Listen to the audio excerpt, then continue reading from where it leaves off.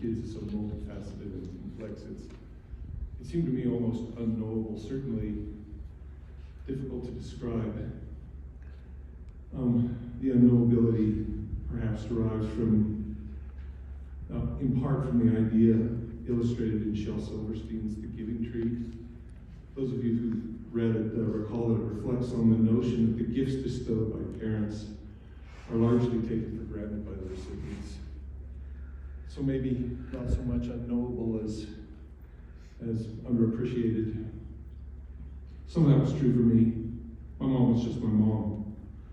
She was always there, as basic and unquestionable to my living experience as having a body and the sun rising in the east, but this process of thinking about our relationship and her passing has been revelatory for me and in ways comforting. She was always there, and she still kind of is. Through all the stages of life, birth and childhood, coming of age, educational transitions, marital transitions, loss of family members, addition of family members, she's always been there. Even after I married the most intelligent, capable, and compassionate person I have ever known, I seldom made a major life decision without seeking my mother's counsel. She worked to guide me towards higher education. She was the one whose insights I sought before marrying Julie.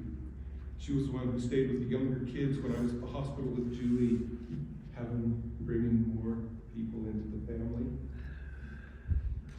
The support offered by her and Poppy during my grad student years was immeasurably huge.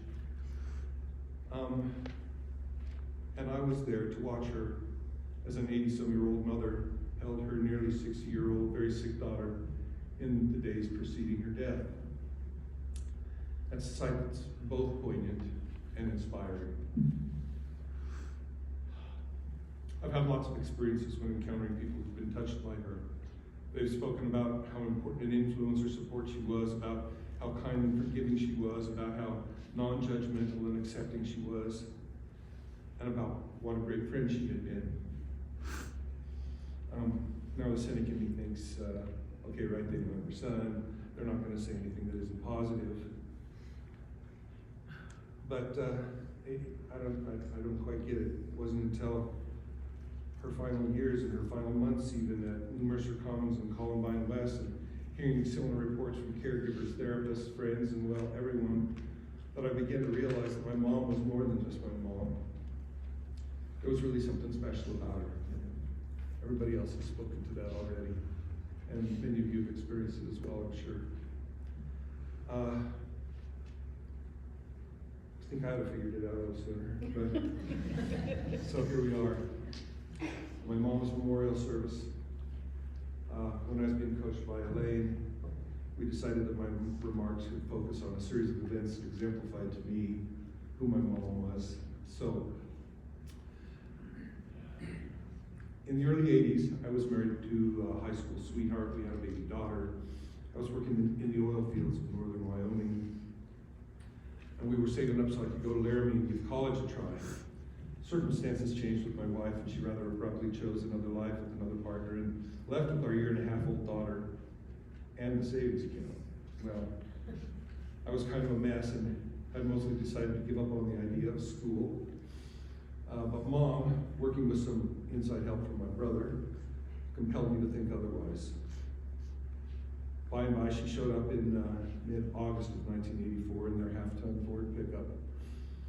And we loaded up my worldly possessions, hitched my Jeep onto the back, and showed up in Laramie 8 hours later. She had found a funky little apartment, paid my first month's rent, showed me where the financial aid office was, and Poppy had used his connections at the student union to give me a job as a janitor. This was the point where my mom symbolically slapped me on the ass and said, "Go get him," which I did. But her help did not stop there. In the wreckage of my first marriage was my 2-year-old daughter, Lizzie. It was, neither her mother nor I had it together enough to be effective parents.